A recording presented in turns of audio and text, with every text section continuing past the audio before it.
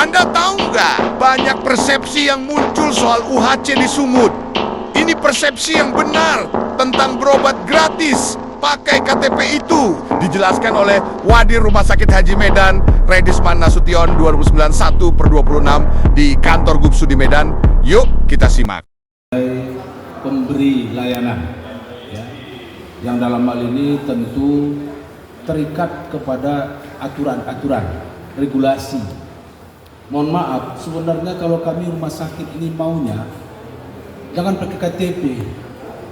Ditanya, apa margamu? Nasution dah, Polda Sumut lah itu. Nah, maunya kami seperti itu, kemudahan masyarakat menerima akses pelayanan. Tetapi tentu tidak kami yang menentukan bagaimana berlakunya UHC itu. Nah, oleh karena itu ada aturan main yang disepakati baik dari BPJS sebagai lembaga penjamin pembiayaan maupun regulasi yang dibuat oleh pemerintah daerah selaku pembayar untuk iuran yang ditanggung dengan UHC itu. Nah, jadi pada prinsipnya jaminan 3 kali 24 jam itu memang aturan yang harus kami patuhi. Jika tidak terpenuhi syarat itu, nah, rumah sakit memang akan memperlakukannya sebagai pasien yang menanggung sendiri. Prinsipnya seperti itu memang. Itu yang pertama. Yang kedua, ini pun perlu juga kita luruskan ini ya. Bukan berarti dengan sistem jaminan yang UHC ini, sistem pelayanan itu kita tabrak semua. Tetap juga tadi seperti Pak BPJS bilang, ada FKTP-nya. Jadi tidak mesti juga harus langsung ke rumah sakit. Kecuali dalam keadaan emergensi atau gawat darurat.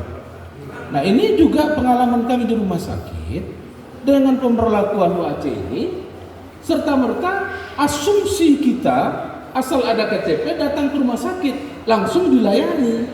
Kita punya sistem tetap. Artinya mana yang harus ke FKTP dulu, mana nanti yang harus dirujuk ke rumah sakit. Karena prinsipnya kalau rumah sakit ini pelayanannya sudah spesialistik. Kalau yang pelayanannya dasar tetap di FKTP tadi, fasilitas kesehatan tingkat pertama. Kecuali dalam keadaan emergensi. Dalam keadaan emergensi, kami tidak akan mempersoalkan soal jaminan duluan. Pasti penanganan pasiennya yang didahulukan. Baru nanti kita proses.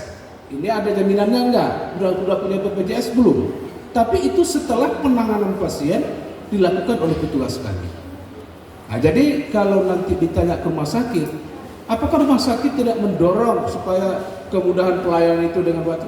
Kami sepakat mendorong, membantu. Kami menyiapkan juga PIC kami atau petugas kami untuk memfasilitasi Bapak Ibu yang memanfaatkan UHC tadi itu.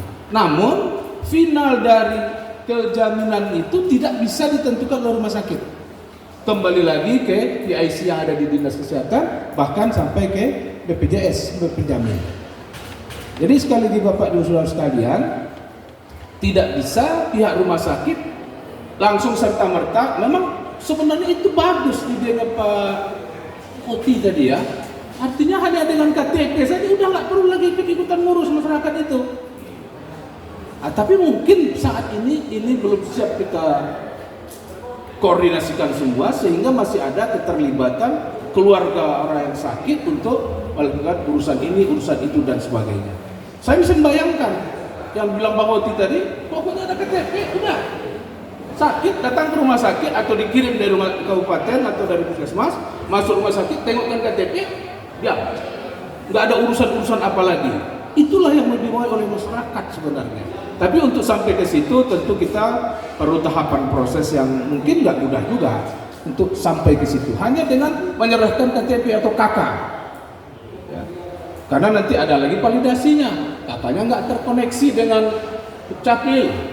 Nah, macam-macam. Jadi itu adalah bagian dari pelayanan juga di dalam arti administrasi yang menyertai berlangsungnya program UHC ini atau Probis ini. Jadi sekali lagi kami tentu tidak mau terlalu masuk ke ranah itu karena kami lebih banyak memberikan pelayanan teknis kesehatan. Bagi kami sebenarnya tidak membedakan pasien itu berdasarkan jaminan.